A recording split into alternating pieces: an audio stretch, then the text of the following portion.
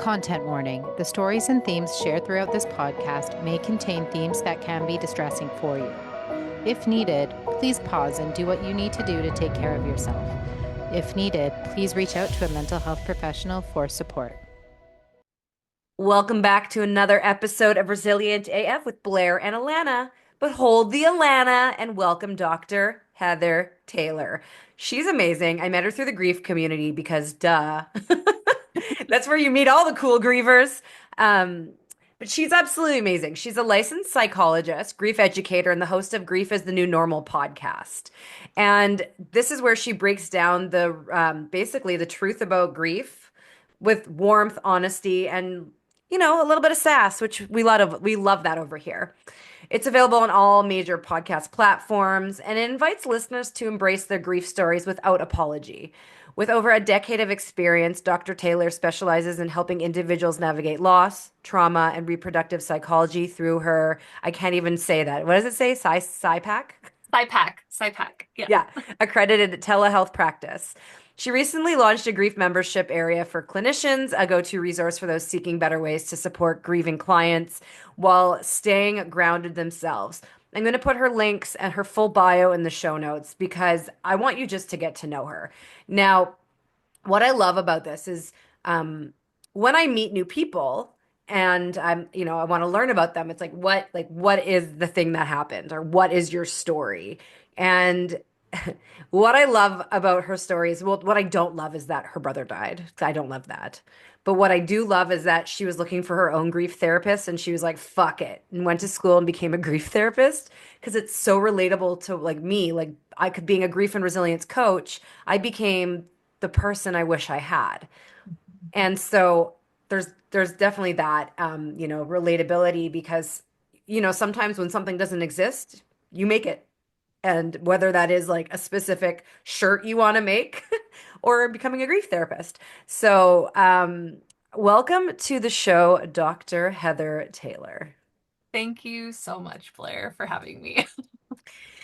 So, I guess let's start by talking about your story. Tell us about your brother. What's his name? Tell us about him. Yeah, Garrett was his name. He died when he was 22.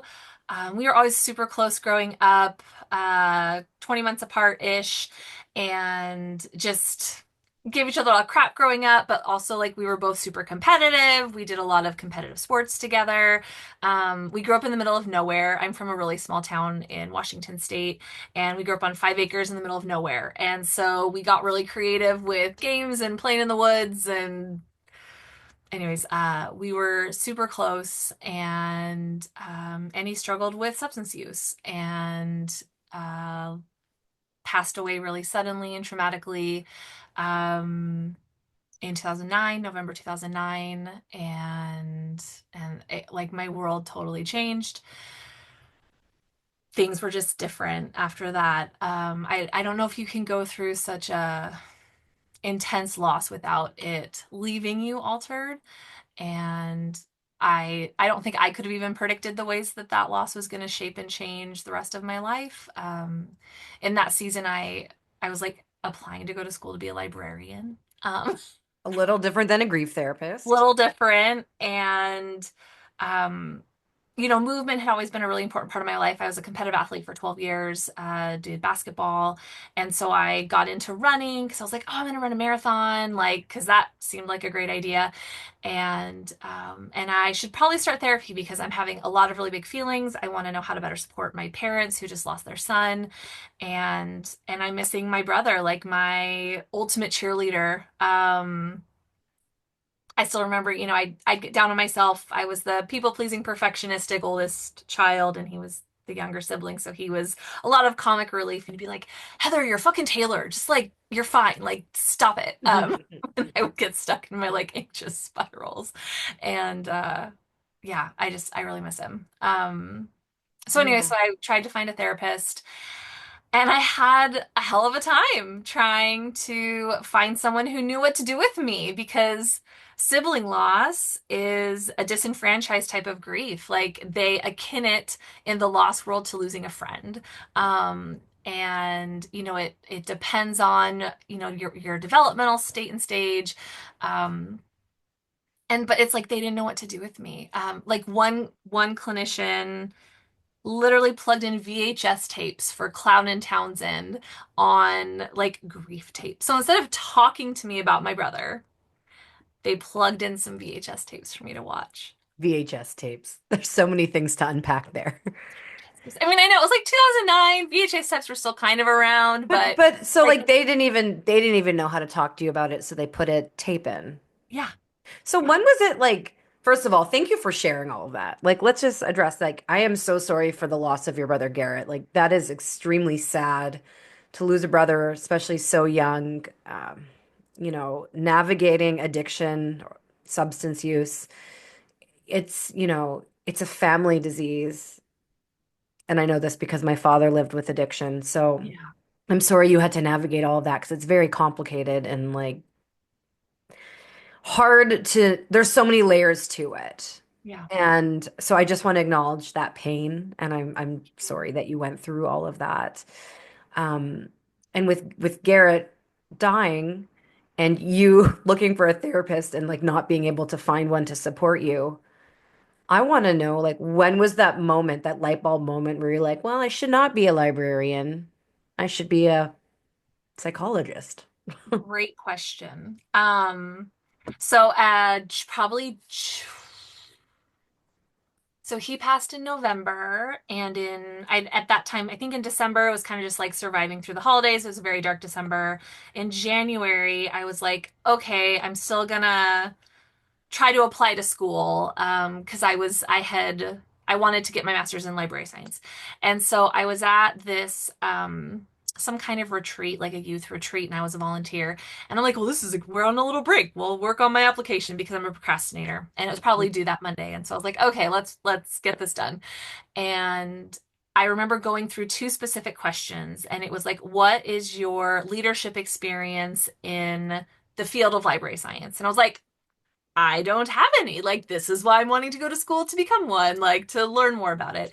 And the other question was like, what's your potential for leadership in this field? And I'm like, again, like I don't know. And so it started to make me question what leadership experience do I have? Where do I feel confident? And at that point, I had been an outdoor ministry, like cabin leader, counselor, summer camp counselor for, I don't know, 6 years. And I really loved it. I loved that aspect of mentorship. And I was like, what, why don't I go back to school and become a counselor? I Like, thought you were gonna say, why don't I just become a camp counselor? A I professional? mean, that would have been like year round. Like that would have been way more fun. It's like, no, like I could be like a real counselor, not just a camp counselor. I just love that because I was also a camp counselor and I like taught canoeing at like a Jewish summer camp. I grew up doing that. Okay, so you're like, I like being a camp counselor. I should be a adult counselor. A real counselor, like a real one, not just a Yeah, summer camp one. yeah. And then compounding that, I was like, well, okay, so that kind of got the wheels turning that okay, maybe library science isn't the best fit for me. And then I had started my own journey to find my own grief counselor after kind of some of the dust had settled around Garrett's passing. And I was just like, what the fuck are wrong with these counselors? Like, no one knew what to do with me and my grief. So that's when I was like, okay, fuck it. That's what I'm going to do. I am going to dig into the grief world and I am going to understand what it means to be a grief therapist.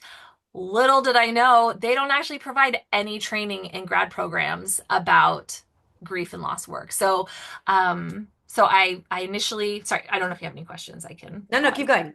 Okay. I'll do this. For those Okay. of you who are not watching the video, I just raised my hand. So I applied to a master's program in the area because I didn't want to move away from my folks. And I have my undergrad in business. I went to Gonzaga. I have my bachelor's in business administration. I had never taken a psych class and decided to just pivot. And so I took the GREs very unsuccessfully because of course I'm taking them in December, a month after my brother died. Like, I did not score well. That was not a great life choice. So I needed a program that wasn't super dependent on a high GRE score. And anyway, so I found a program nearby. And August, before the program started, I get a call and they're like, hey, we're starting this doctoral program and we think you'd be a good candidate. And I was like, ooh, like, 5 years instead of 2 years. Like that's a significant leap in commitment. I don't know if that's Yeah. a good fit for me. They're like, we'll come in, have a conversation with our like admin person and let's just have a conversation. I was like, okay. I literally came in like paint splattered jeans, a black sweatshirt with a hoodie. I had a little hat on and my hair was in messy buns, like messy space buns. I was not in any way looking professional because I had already convinced myself I wasn't going to do the doctoral program because I'm like, no, like it's too much for me. And after the conversation, I was like, oh my gosh, I have to do this whole program. I want those full 5 years to feel more competent in the work that I want to do because I, again, struggled with imposter syndrome, never having been in the psychology field ever. Like I'd never taken a psych class. I think I took sociology in undergrad and I hated it because the professor was super dry. Um, so yeah, that's kind of where that led. Yeah. So how do you think, and like I guess like maybe we should just say like if you're grieving, we don't think everyone that's grieving needs to go and be a grief therapist No, or a no. grief coach. But this is really interesting because I know that a lot of my healing came from me learning and working with experts and like growing my, I guess, not credentials, but my expertise. Because you don't know what you don't know. But in helping others, it helps my healing, but also in learning from other experts. What do you think some of the biggest takeaways were from you learning to be a grief psychologist, supporting like your healing or mending those really deep wounds from, losing your brother? Yeah, one of the first things that I did when I was in my program is I started volunteering with hospice. And I understood traumatic loss. I wanted to understand the slow goodbye. I had lost a couple grandparents, but one was really suddenly and the other I was really young, so I didn't remember those experiences in any acute kind of way. And someone in the cohort ahead had said that they were working at hospice, and I was like, oh, what a great idea. So I signed up for their volunteer program. So I went through like this whole 40-hour bereavement training, and it was like, oh my gosh, so many things make sense. Things that I had hoped I would learn going through therapy, I was learning through this training program. I was able to confront a lot of my own fears and discomfort around death and dying and talking about those concepts. Um, and then I started sitting with people who had loved ones in hospice service and eventually became a vigil volunteer. So doing, like I'd go to class from 6 to 10 at night, go home and eat some dinner, and then I would go sit vigil from like midnight to 4 a.m. With people who were actively dying. And I don't know, I found a peace in that and a comfort in that.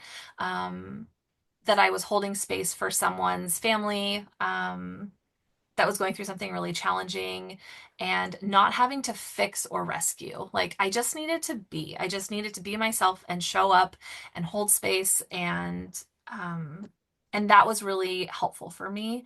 The other really big piece is I found a good therapist who wasn't afraid to talk about grief with me. I think it was probably the spring or summer semester of the first year, and it was like a family systems class. And so a lot of other super fun party tricks were coming up for me to work through.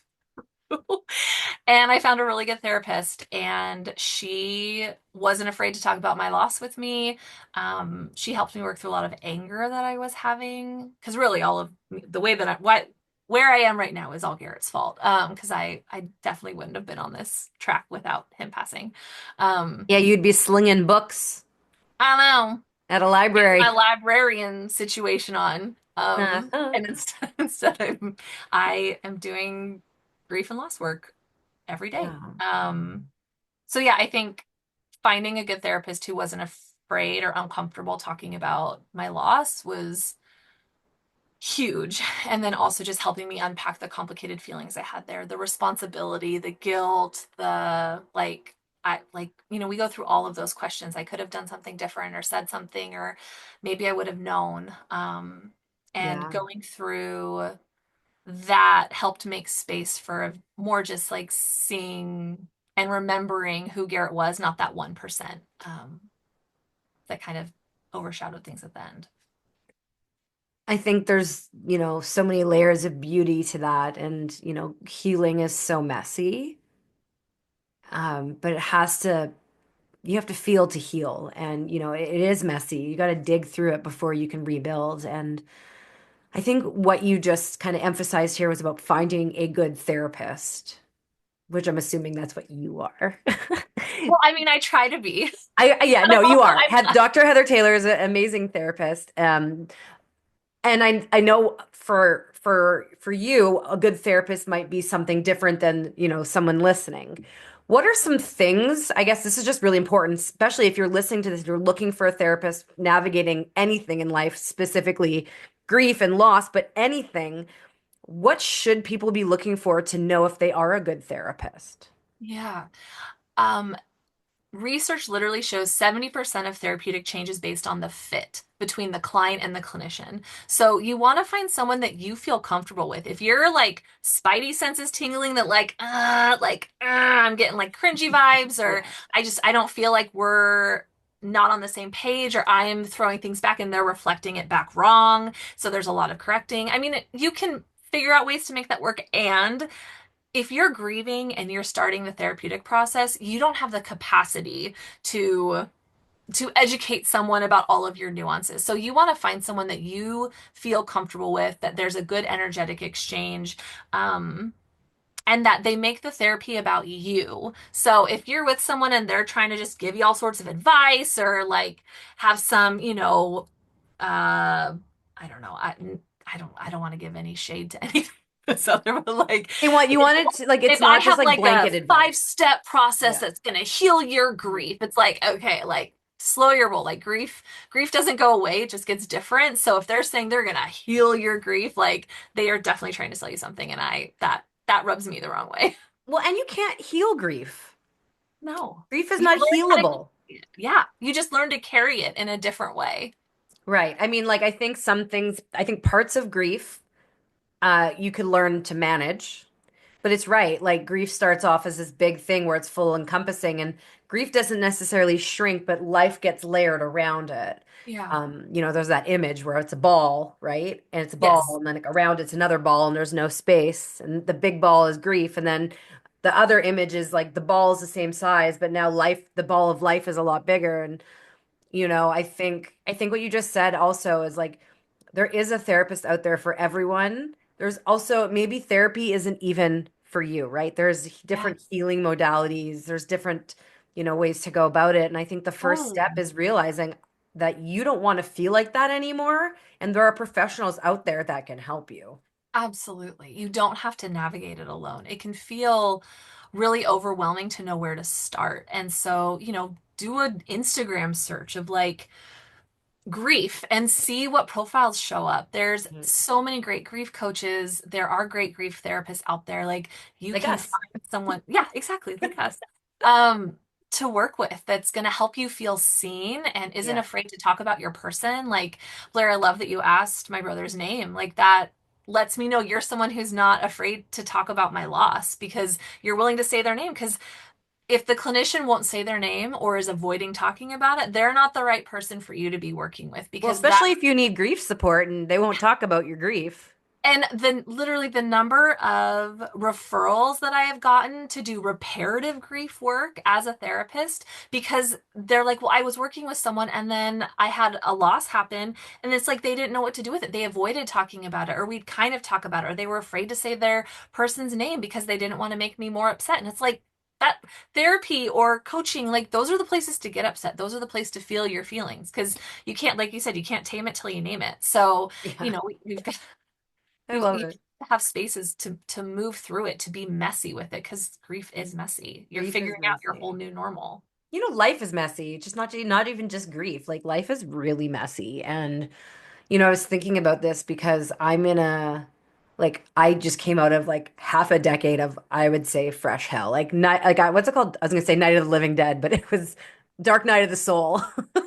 I had like a dark night of the soul, like a full like rebirth after like significant grief, right? My mom, my dad, my father-in-law, the miscarriage, and a whole Yeah. bunch of other like two pets, my grandfather, injuries, other things, my husband almost dying.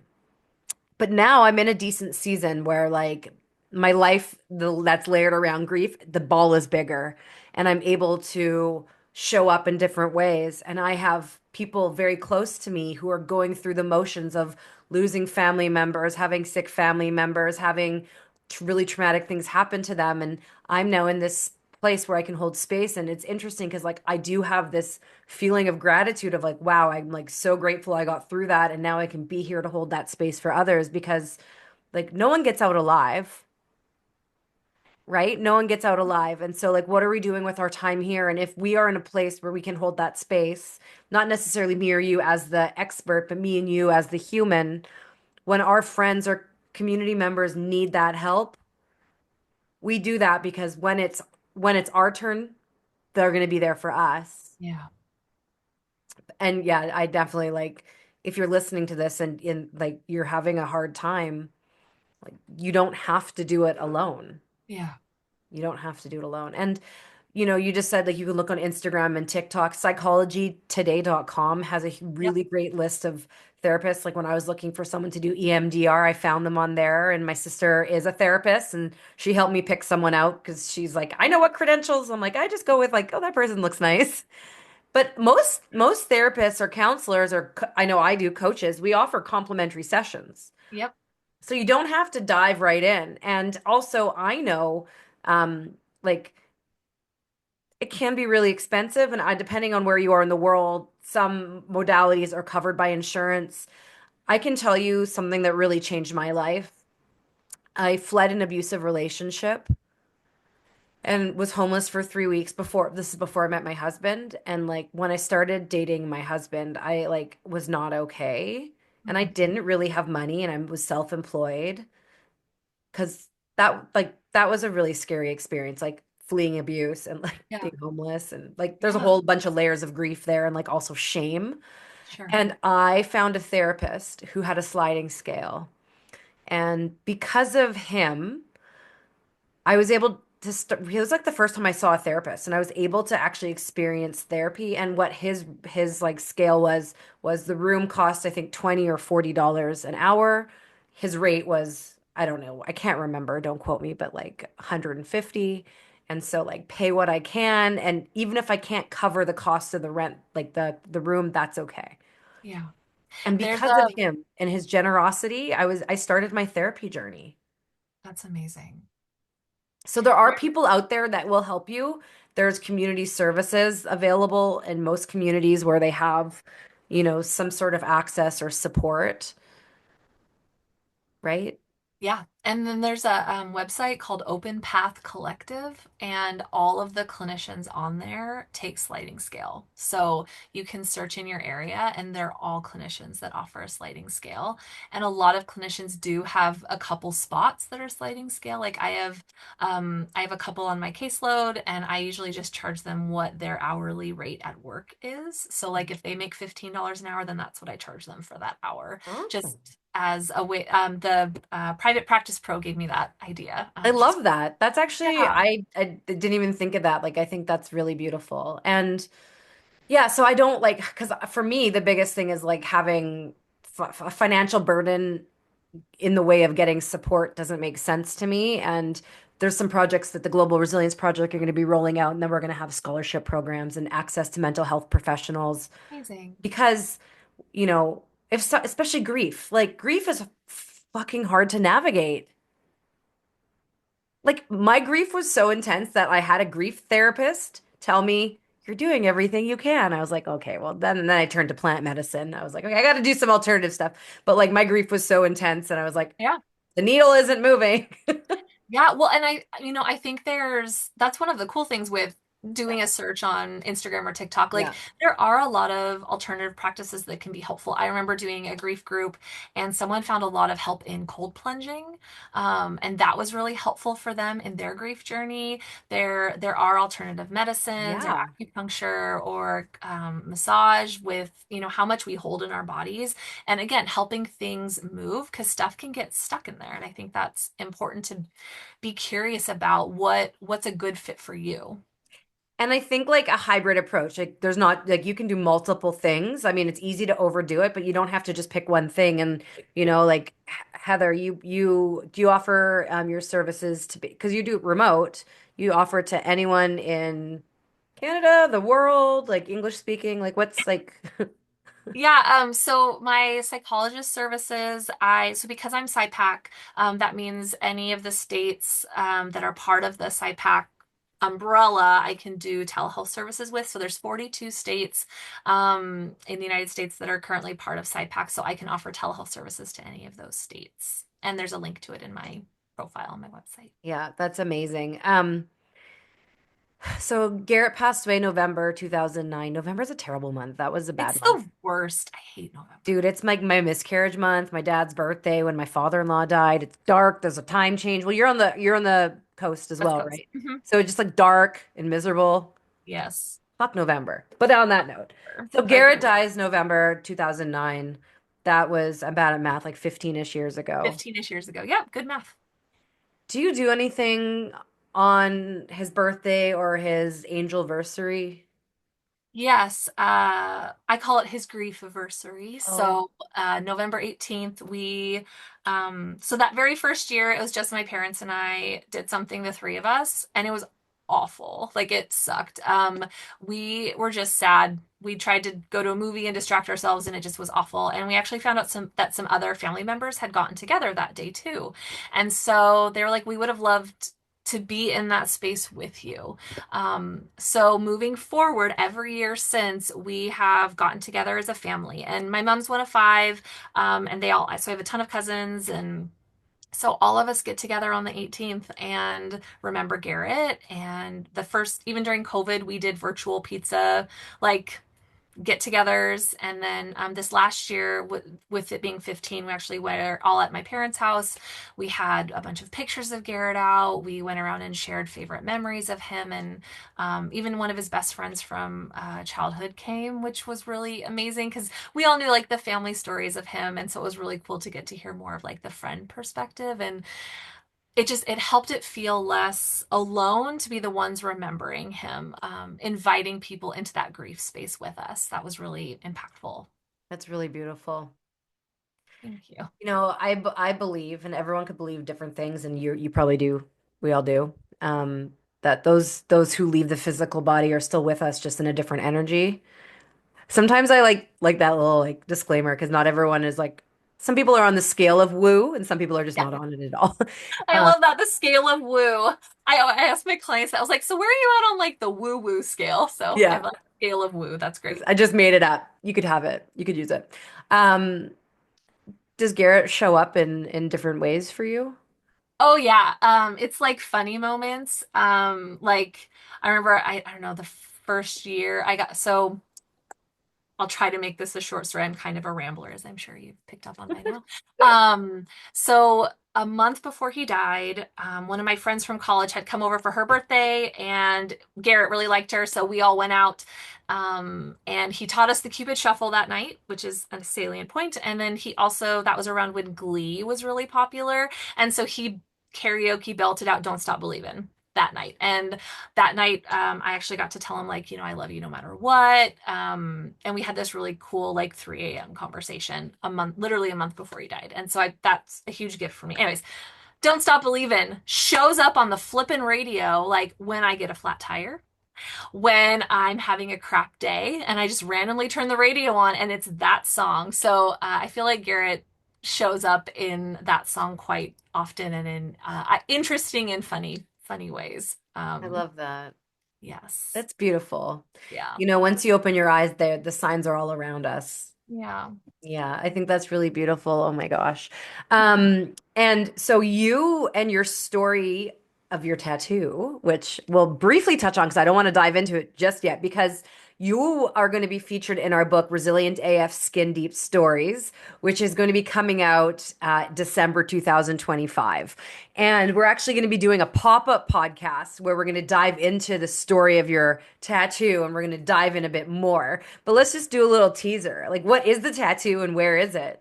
Um, Don't say too much. I won't. Okay. It is on a highly visible part of my body, Not her face. not my, not my face. Yeah. And it is geeky. Okay, great. I love it. Is that enough of a teaser? Yeah, If it you is. want more, I can give more. So yeah, Dr. Heather Taylor has a tattoo. I have multiple tattoos, Yes, actually. multiple tattoos. I love it. You're absolutely amazing. And you're giving away something to our listeners. Do you remember what you're giving away? I don't remember what am Okay, I I'll giving tell you what you're away? giving away. So what she's giving away, they have to fill out a form when they come on my show. And so she said, in helping to normalize talking about grief and better understanding how it impacts us in so many different ways, here's a link to my Common Grief Reactions digital download. So Yeah. that's in the show notes along with her bio and some social media links, her podcast link. I think, she's a great resource on grief, sibling loss. I mean, and like she is a grief therapist, and also just a very lovely human. So I want to invite all of you to dive into Dr. Heather Taylor's world. And you're going to get a lot more of her. She's going to be on our pop-up podcast about Skin Deep Story. She's going to be in our book. She's in our world. She's a co-author. And I just want to thank you for coming on. Before we wrap up, what advice do you have for someone who loses a sibling quite suddenly? Um, the first thing I would say is you are still a sibling, even if your sibling isn't physically here anymore. Um, and it's okay if you don't know how to navigate grief yet or what this is going to look like. I think when I first lost my brother, I felt so overwhelmed with feeling like I had to carry his mantle for, the role he played in our family. And